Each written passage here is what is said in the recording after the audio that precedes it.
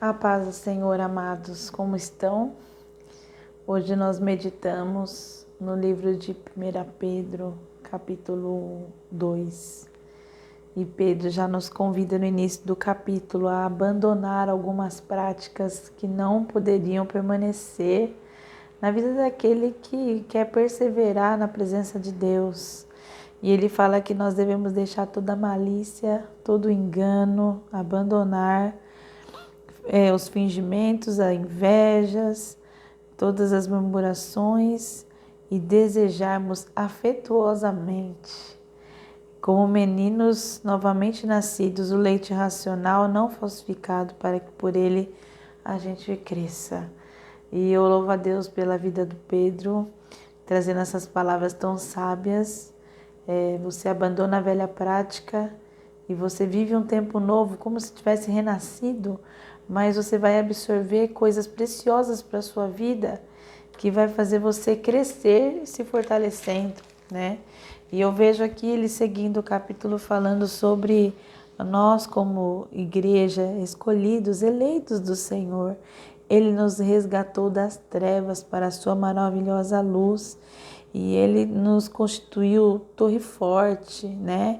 Aqui quando ele fala que ele coloca a pedra de esquina, né? Que é uma pedra que não será de tropeço nem de escândalo, né? Mas que nós possamos ser obedientes à palavra de Deus. Ele está dizendo que ele estava elegendo um povo que estaria alicerçado verdadeiramente na presença do Senhor. Ele está dizendo que em outro tempo nós não éramos povo dele, porque o povo escolhido era o povo de Israel, mas o Senhor Jesus ele abriu mesmo para que todos os gentios, todos os ímpios, todas as pessoas que se chegassem a ele fossem salvos, né? E nós vemos aqui também isso mesmo acontecendo. Nós não éramos povo, mas agora nós alcançamos misericórdias e somos povo de Deus. E sendo povo de Deus, como que nós devemos ter boa conduta, né? A nossa conduta, além de ser boa, né? Nós precisamos ter uma conduta sábia diante daquilo que nós estamos enfrentando, diante das nossas autoridades. E aqui o Senhor trata para nós, né, aborda de uma maneira muito clara sobre nós nos sujeitarmos às autoridades, porque todas elas foram instituídas por Deus, né? Então nós devemos sujeitar aos reis, aos governantes, aos superiores, né, para que possamos louvar a Deus através dessa atitude. Aqui fala no versículo 15, porque assim é a vontade de Deus, que fazendo o bem, tapeis a boca a ignorância dos homens loucos. Isso quer dizer o quê? Nós não devemos vencer com o nosso braço forte, não devemos criar confusão, nos rebelar, nos revoltar. Nós devemos usar o bem em favor de qualquer situação que esteja realmente desconfortável para nós. E qualquer acusação que o inimigo tenha a fazer a nosso respeito, nós teremos pela nossa atitude a boca dele tapada. Vocês entendem o que quer dizer isso? É a vitória diante de uma acusação. Por quê? Porque nós nos posicionamos em Cristo Jesus em obediência a essa palavra.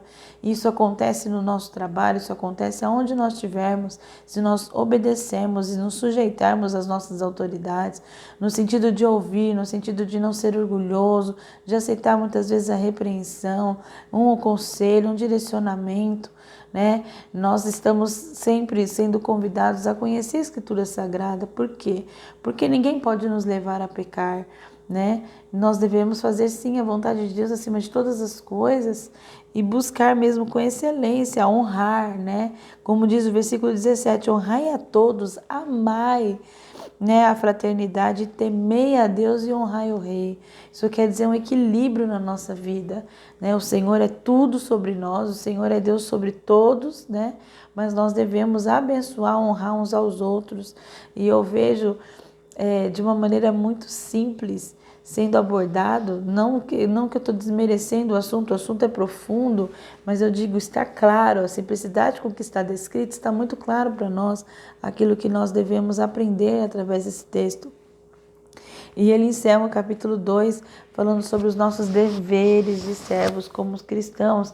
E eu fico assim feliz, por ele ter citado Jesus como nosso modelo, por ele ter dito aqui nessas pequenas linhas no versículo 21, né? Porque para isto sois chamados, pois também Cristo padeceu por nós, deixando-nos o exemplo para que sigais as suas pisadas. E qual que é a pisada dele? Qual que é o exemplo dele? Qual que era a caminhada dele? Versículo 22, o qual não cometeu pecado, nem na sua boca se achou engano. Pelo contrário, o injuriavam, né? Ameaçavam ele, entregavam ele injustamente.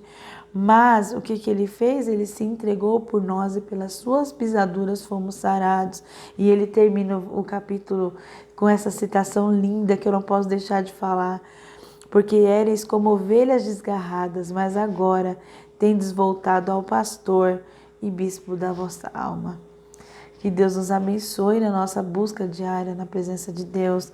É uma fé realmente prática, no meio da tribulação, das dificuldades. Naquela época, as autoridades eram abusivas, né? Eles realmente oprimiam as pessoas que faziam os serviços, né? Que eram os escravos. Mas Pedro, aqui, ele de uma maneira gloriosa, por parte de Deus, nos convida. Se Jesus padeceu, devemos ter ele como exemplo, perseverar até o fim na nossa luta, né? E tendo uma boa conduta, vencendo da melhor maneira, né? Sem rebelião, sem rebeldia, sem fingimento, sem invejas, que possamos manter o nosso coração puro diante de qualquer perseguição e situação que possamos estar vivendo. Que Deus abençoe sua vida e que você possa viver essa bênção de estar perto de Jesus, que nos escolheu, que diz que somos nação eleita, né? Povo de propriedade exclusiva do Senhor. Ele nos resgatou das trevas para a sua maravilhosa luz. Deus abençoe.